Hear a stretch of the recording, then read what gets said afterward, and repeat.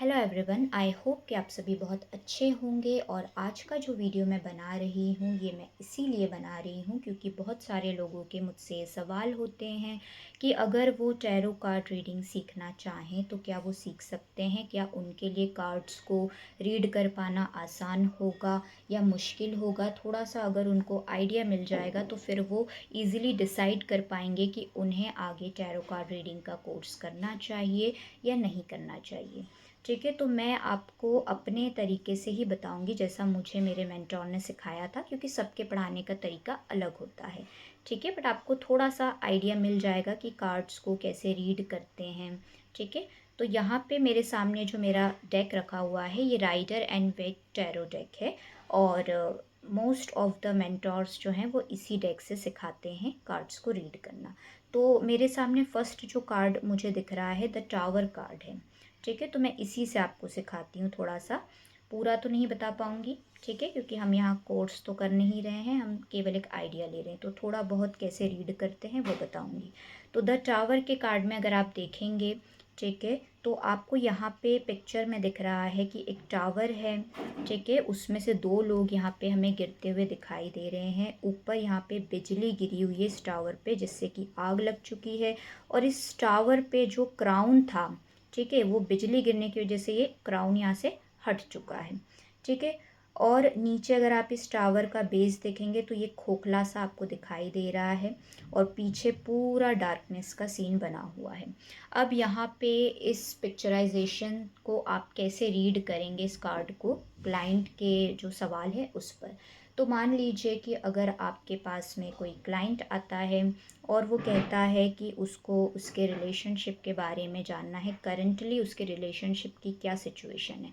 आपने उसके डिटेल्स ली, उसके पार्टनर की डिटेल्स दी और उनके रिश्ते की करंट सिचुएशन के लिए कार्ड पुल आउट किया और द टावर कार्ड आया। तो हमें क्लियरली यहाँ पे दिख रहा है कि अभी उनके रिश्ते में कुछ तो अचानक से अच्छा तो नहीं दिख रहा है, क्योंकि यहाँ पे दो लोग अलग होते हुए दिख रहे हैं। एक इधर गिर रहा है, एक इधर गिर रहा है। ठीक है, बिजली गिर गई है। इसका मतलब ये है कि उनका जो रिश्ता है, ठीक है, ये टावर यहाँ पे उनके रिश्ते की बात कर रहा है। उनका रिश्ता जो है वो एक खोखली बुनियाद पे बना हुआ था। ठीक है, थोड़े समय तो वो बहुत अच्छा चला, ठीक है, लेकिन फिर अचानक से उस पर बिजली गिर गई। बिजली यहाँ पे बता रही है डिवाइन इंटरवेंशन।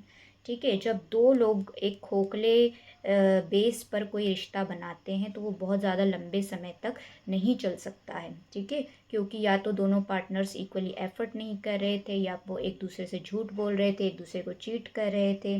ठीक है, स्टैंड नहीं ले रहे थे। ठीक है, तो फिर जब बहुत हद हो जाती है तो फिर डिवाइन को बीच में आना पड़ता है। एक पार्टनर पूरा एफर्ट लगा रहा है, दूसरा बिल्कुल नहीं लगा रहा है। ठीक है, तो फिर बहुत ज़्यादा हद पार होने पे फिर डिवाइन को बीच में आना पड़ता है। तो ये बिजली गिरने का मतलब है कि यहाँ पे डिवाइन इंटरवेंशन हुआ है, क्योंकि बिजली अचानक से गिरती है, इसलिए अचानक से ब्रेकअप हो गया, अचानक से रिश्ता टूट गया, आग लग गई। ठीक है, अचानक से रिश्ता टूट गया। अब इसी को आप देखेंगे कि अगर आप हेल्थ के लिए कोई क्लाइंट आता है तो हेल्थ पे क्या हुआ कि हेल्थ का जो बेस है वो मजबूत नहीं था। मनमाने ढंग से आप अपना खाना पीना जो है कर रहे थे। ठीक है, गलत चीज़ें खा रहे थे, डायबिटीज़ थी आपको, उसके बाद भी आप बहुत शुगर खा रहे थे, कोई डाइट आपकी प्रॉपर नहीं थी, और फिर अचानक से आपको कुछ बड़ा हो गया आपके हेल्थ में। ठीक है, क्योंकि डिवाइन ने फिर आपको बोला बस बहुत हुआ। ठीक है, और फिर आप इस तरह से आपकी हेल्थ गिर जाएगी। अगर आप इसको करियर में देखेंगे तो मान लीजिए करियर में आपको बिना मेहनत के जॉब तो लग गई थी। ठीक है, अब आप वहाँ पर भी काम चोरी कर रहे हैं, ठीक से काम नहीं कर रहे थे आप। अभी तक तो सब कुछ अच्छा चल रहा था, ठीक है, किसी को कुछ पता नहीं चल रहा था, तो आपने सोचा कि ऐसे ही चलता रहेगा, किसी को कुछ पता नहीं चलेगा। मनमाने ढंग से आप काम कर रहे थे, एफर्ट्स पूरा नहीं दे रहे थे। एक दिन अचानक आपकी शिकायत किसी ने आपके बॉस से कर दी। आपके बॉस ने आपकी सारे चेक कर लिया कि आप किस तरह का काम करते हैं, कब आ रहे हैं, कब जा रहे हैं, और फिर उन्होंने आपको नौकरी से अचानक से निकाल दिया। ठीक है, तो बिजली जो गिरी है अचानक से, ये चीज़ अचानक से हुई है, सडनली कुछ चेंज आ जाना, सडनली कुछ सच्चाई का पता चल जाना। अगर आप मैरिड थे और आपकी जो वाइफ है या हस्बैंड है उसको चीट कर रहे थे, एक्स्ट्रा मैरिटल अफेयर कर रहे थे, तो अचानक से आपके झूठ को आपकी वाइफ ने, आपके हस्बैंड ने पकड़ लिया। ठीक है, तो इस तरह से कार्ड को रीड करते हैं।